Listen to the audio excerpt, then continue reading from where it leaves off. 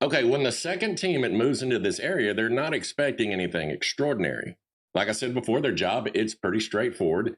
They need to find the patrol and find out what went wrong. Now, they start looking for signs of movement because in terrain like this, the ground it usually tells the story of what's going on before people do. And according to every version of this account, like I said before, they don't have to search long. They begin finding gear. Now, what's crazy about this is the gear wasn't destroyed or, it wasn't damaged like by an explosion or anything. It was just equipment left behind on a path. And what's weird is that equipment that they saw, it was basically spaced out in ways that suggest movement and not chaos. And this was enough to tell them that the patrol, it didn't disappear all at once. Whatever happened to these guys, it unfolded over a distance. Now, as they follow the trail, they said it leads up this mountain. Now, this trail, it was away from villages and any known route that they knew of. And another thing they notice is the terrain, it gets rougher the further they go up. They begin to realize that this is not a direction that people take unless there is a reason to take it.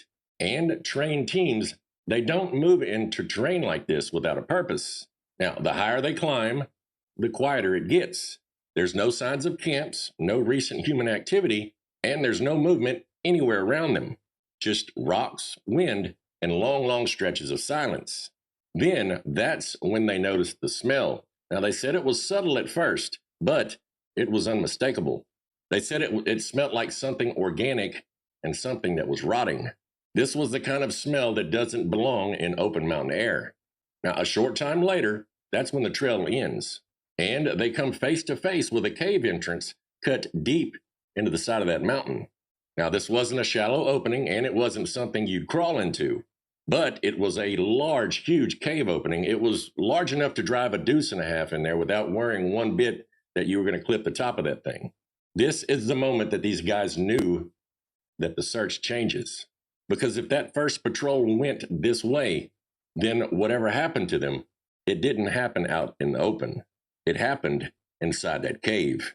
And if that's true, then the next decision matters more than any decision that came before it.